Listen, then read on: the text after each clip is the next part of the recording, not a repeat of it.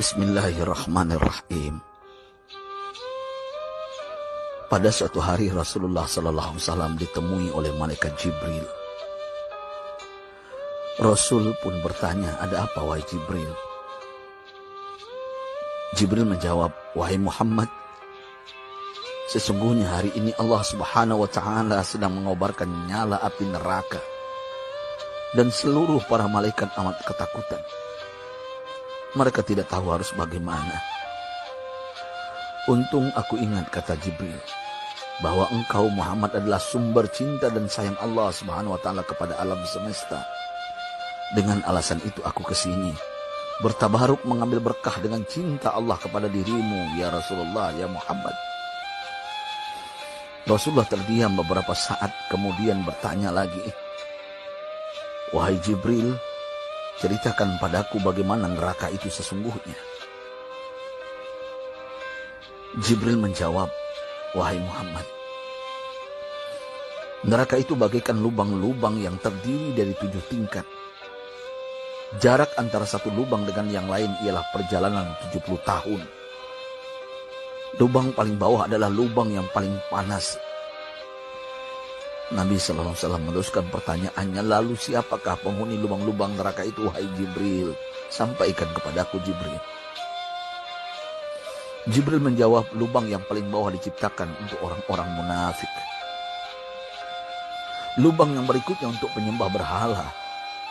Lalu untuk penyembah bintang dan matahari." Jibril terus menerangkan penghuni tingkatan neraka hingga lubang yang kelima, tempat umat Yahudi, dan yang keenam dihuni oleh umat Nasrani. Setelah menjelaskan penghuni 6 tingkatan neraka, Jibril diam cukup lama. Rasulullah SAW penasaran dan bertanya kepada Jibril, "Wahai Jibril, siapakah penghuni neraka yang ke-7?" Jibril diam saja tidak menjawab. Rasulullah SAW mengulangi pertanyaannya, tapi Jibril tetap diam. Rasulullah tambah penasaran dan mendesak Jibril agar dijawab pertanyaannya.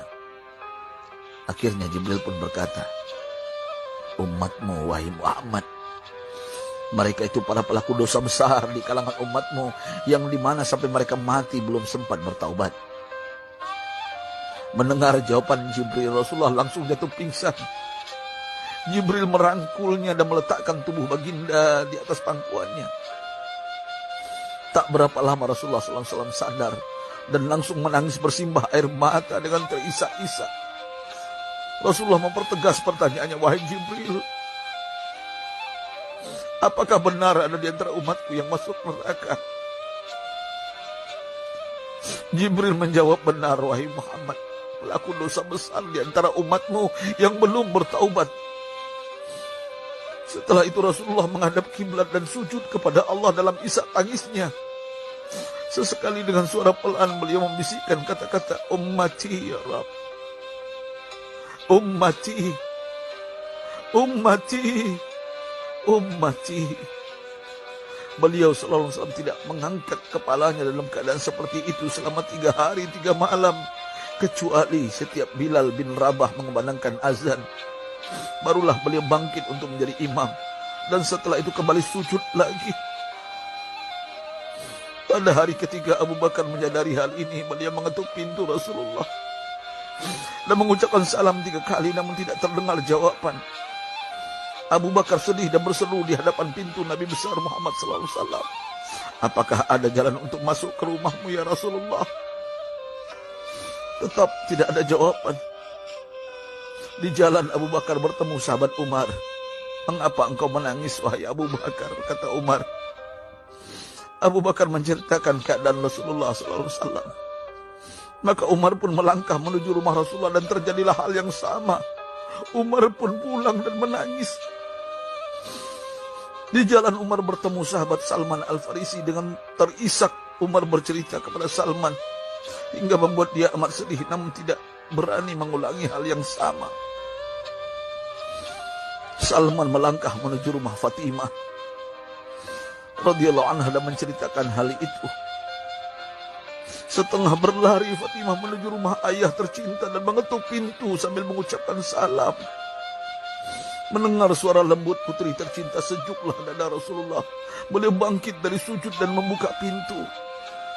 Alangkah terkejutnya Fatimah melihat Rasulullah, ayah tercinta, amat kurus dan pucat. Fatimah memeluknya lalu menangis. Wahai ayah, apa yang terjadi?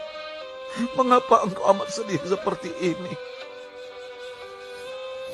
Rasulullah kembali menangis dan berkata dengan suara lirih, wahai Fatimah, belahan jiwaku, bagaimana mungkin aku tidak sedih sedangkan Jibril mengatakan akan ada kelak umatku yang akan masuk neraka. Subhanallah, betapa besar cinta Rasulullah kepada kita umatnya. Sahabatku,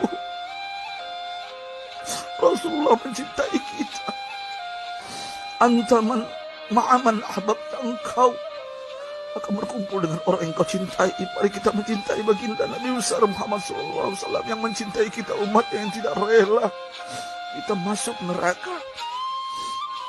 Mari kita mencintai beliau dengan berselawat. Sahabatku, sampaikan, Rasul mengajarkan kepada kita, man dalla ala khairin falau mislu ajri fa'ili. Siapa yang menunjukkan kepada kebaikan, maka dia akan mendapatkan pahala seperti orang yang mengerjakannya. Mudah-mudahan ini menjadi pahala jariah bagi kita.